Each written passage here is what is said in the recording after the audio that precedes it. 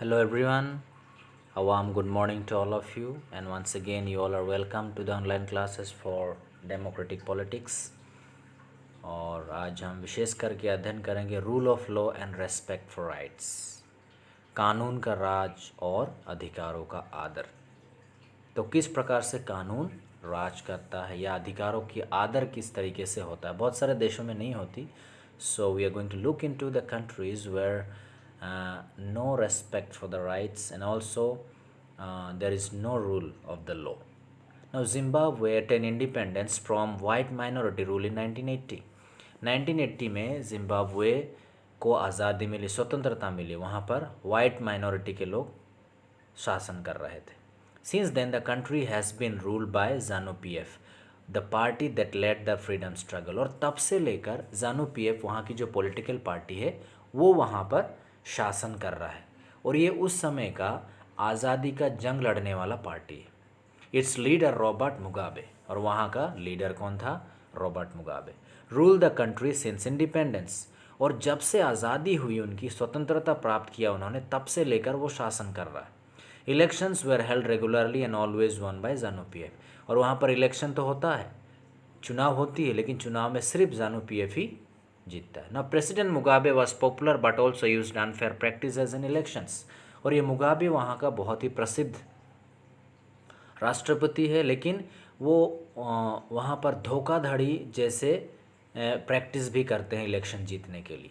Over the years his government change the constitution several times to increase the powers of the president and make him less accountable, और जैसे ही साल बीतता गया वो अपने power को बढ़ाने के लिए वहाँ के संविधान को बदलता गया, ताकि वो लोगों के लिए जवाबदेही ना हो, मतलब लोगों को उनको जवाब देना ना पड़े वो क्या कर रहे हैं, क्यों कर रहे हैं, so that he may not be accountable to the people. ना opposition party workers were harassed and their meetings disrupted, और अक्सर जो विरोधी दल होते थे वहाँ पर, विरोधी पॉलिटिकल पार्टी, और उनके वर्कर्स को क्या किया जाता, डराया धमकाया जाता था, और यहाँ तक कि उनकी मीटिंग्स रोक दी जाती थी।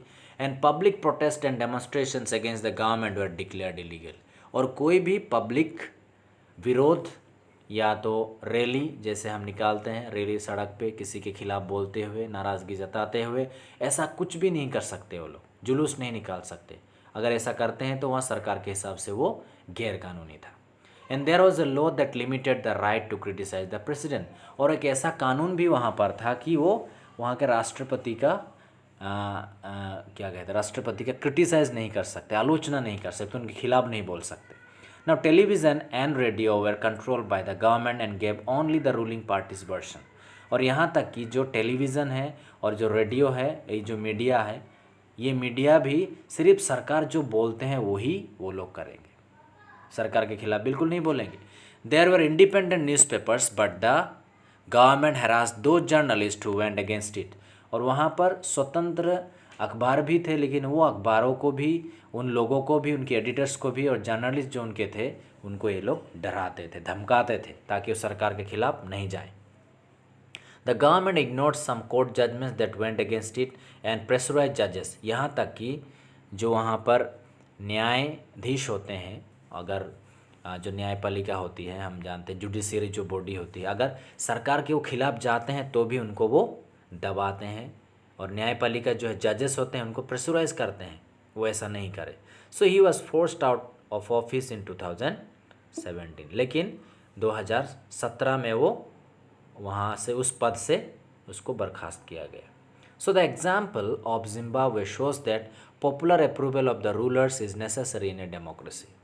तो हमने ये जो अभी मिसाल के तौर पे देखा, जिम्बाब्वे क्या करता था, popular approval of the rulers is necessary in a democracy. Democracy में बहुत ही प्रसिद्ध एक अनुमति जरूरी है, but it is not sufficient, लेकिन वो काफ़ी नहीं है। प्रसिद्ध मतलब सरकार से लोग खुश होना चाहिए या तो प्रसिद्ध होना एक कारण है डेमोक्रेसी में, लेकिन वो काफ़ी नहीं है। Popular governments can be undemocratic, और जो प्रसिद्ध सरकारें हैं वो गैर लोकतंत्र भी हो सकते हैं।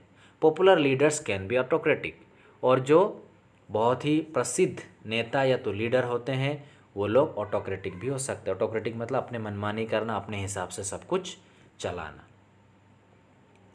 and it is important. Okay, so if we wish to assess a democracy, अगर हमें डेमोक्रेसी चाहिए, it is important to look at elections, हमें इलेक्शंस पर ध्यान देना पड़ेगा, चुनाव के ऊपर ध्यान देना पड़ेगा, but it is equally important to look before and after the elections. लेकिन इलेक्शन से पहले और बाद के जो बातें हैं, परिणाम हैं, उसको भी हमें देखना जरूरी है। सिर्फ चुनाव या तो इलेक्शन काफ़ी नहीं है।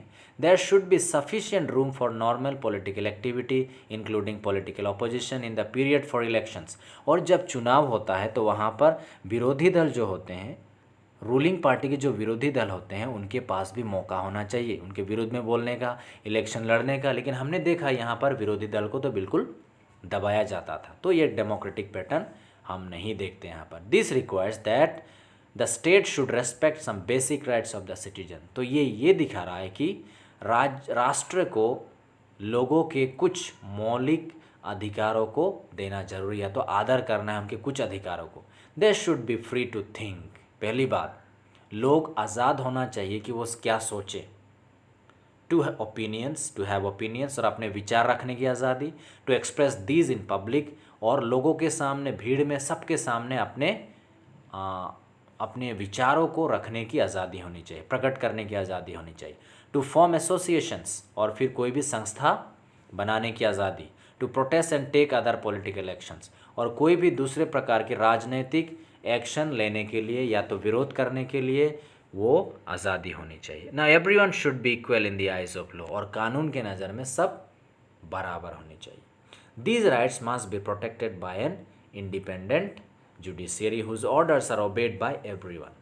और ये जो अधिकार है जब लोगों को मिलता है, इन अधिकारों को सुरक्षा देने के लिए एक बॉडी होना चाहिए जिसको हम हमारे भारत में जुडिशियरी कहते हैं, हालांकि दूसरे देश में भी कहते हैं।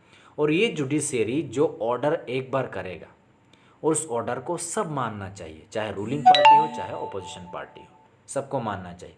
We shall read more about these rights in chapter 5, और चैप्टर 5 में हम और ज़्यादा राइट्स के बारे में अध्ययन करेंगे। Now similarly there are some conditions that apply to the way government is run after the elections। और उसी प्रकार चुनाव होने के बाद भी सरकार को कुछ नियमों को या शर्तों को ध्यान रखना है, जिसके अनुसार इलेक्शन के बाद भी सरकार को चलना पड़ता है। A democratic government can not do what ever it likes. एक डेमोक्रेटिक सरकार या लोकतांत्रिक सरकार जो चाहे वो कर सकते हैं, ऐसा नहीं है। Simply because it has one an election, ये सिर्फ वो चुनाव जीत गए, इलेक्शन जीत गए, इसीलिए वो कुछ भी चाहे तो कर सकते हैं, ऐसा नहीं है। In particular it has to respect some guarantees to the minorities. यहाँ तक कि जो अल्पसंख्यक लोग हैं, कम मात्रा में जो लोग हैं, उनके अधिकारों को भी आदर करना चाहिए, और उनको एक गारंटी देना है कि उनका भी कुछ अधिकार है जो सबको मानने हैं। Every major decision has to go through a series of consultations. और हर प्रकार के देश के जो निर्णय हैं वो विचार विमर्श के द्वारा ही आगे बढ़ना चाहिए। Every office bearer has certain rights and responsibilities assigned by the Constitution and the law। और हर एक स्तर के जो व्यक्ति है, सरकारी जो व्यक्ति हर एक स्तर के जो है, उसके कुछ अधिकार हैं, कुछ कर्तव्य हैं, और वो संविधान ने उनको दिया है, और वो कानून के दायरे में होना जरूरी है और उसका सम्मान करना है। And each of this is accountable not only to the people but also to the independent officials. और ये जो लोग हैं, ये लोग लोगों के लिए जवाबदेही हैं, लोगों को उनको जवाब देना पड़ेगा। जो ऑफिशियल्स है, सिर्फ लोगों को ही नहीं बल्कि इंडिपेंडेंट ऑफिशियल्स, उनको भी जवाब देना है जिसके अंडर में ये हैं, या तो जिस दर्जे में वो लोग हैं, जिस स्तर में वो लोग हैं। We shall read more about this in chapter 4, और इसके बारे में हम ज़्यादा चौथे अध्याय में अध्ययन करेंगे। Both these aspects give us the fourth and final feature of democracy. तो पहले हमने 3 विशेषताओं को देखा था, और ये जो घटनाएं हैं, ये जो अधिकार हम अभी पढ़ रहे हैं लोकतंत्र का, ये हमें चौथे विशेषता की ओर आगे ले जाता है, और वो है a democratic government rules with in limit set by the constitution law and citizens right. तो एक लोकतांत्रिक सरकार शासन करता है जो नियम, संवैधानिक कानून के द्वारा और नागरिक के अधिकार को मद्देनजर रखते हुए जो संवैधानिक नियम बनाए गए हैं, और उसके दायरे में रहकर सरकार को कार्य करना पड़ता है। उस लिमिट से बाहर वो नहीं जा सकते। इसका मतलब कॉन्स्टिट्यूशनल प्रोविजंस जो है उसके दायरे में रहकर सरकार को कार्य करना पड़ता है, और वो कार्य करने के दौरान वो हर एक नागरिक के अधिकारों को ध्यान रखना पड़ता है, आदर करना पड़ता है। नाउ समरी डेफिनेशन, और आखिरी में हम देखते हैं परिभाषाओं का जो सारांश है। Let us sum up the discussion so far, अभी तक जो हमने अध्ययन किया और उसको हम सारांश के तौर पे देखे। We started with a simple definition that, और हम बहुत ही एक सरल परिभाषा के साथ इस अध्याय को शुरू किया था, वो था democracy is a form of government in which the rulers are elected by the people. हमने देखा लोकतंत्र एक ऐसे सरकार का रूप है और जहाँ पर हर शासक लोगों के द्वारा चुने जाते हैं। We found that this definition was not adequate unless we explain some of the key words used in it. और ये जो परिभाषा है ये अपने आप में संपूर्ण नहीं है, या तो ये उचित नहीं होगा जब तक हम इसके हर शब्द को एक्सप्लेन नहीं करेंगे, वर्णन नहीं करेंगे। And through a series of examples we worked out 4 features, और एक सीरीज़ के अध्ययन के तौर पे हमने इस डेफिनेशन को आगे वर्कआउट करते हुए हमने अध्ययन किया और 4 विशेषताओं को देखा। फिर से एक बार 4 विशेषताएं इस प्रकार थे, कुछ अलग शब्दों में दिया गया है यहाँ पर। अकॉर्डिंगली डेमोक्रेसी इज ए, और उसी प्रकार accordingly democracy is a form of government in which, तो डेमोक्रेसी एक ऐसे सरकार का रूप है जहाँ पर क्या होता है, rulers elected by the people take all the major decisions.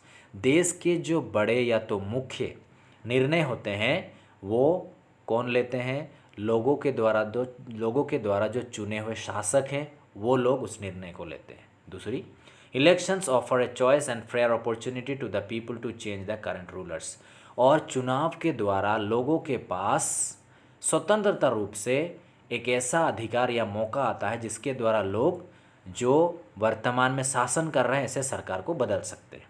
This choice and opportunities available to all people on an equal basis, और ये जो अधिकार है, ये जो मौका है, ये हर व्यक्ति के लिए बराबर समानता के तौर पे उपलब्ध है, सबको मिलता है।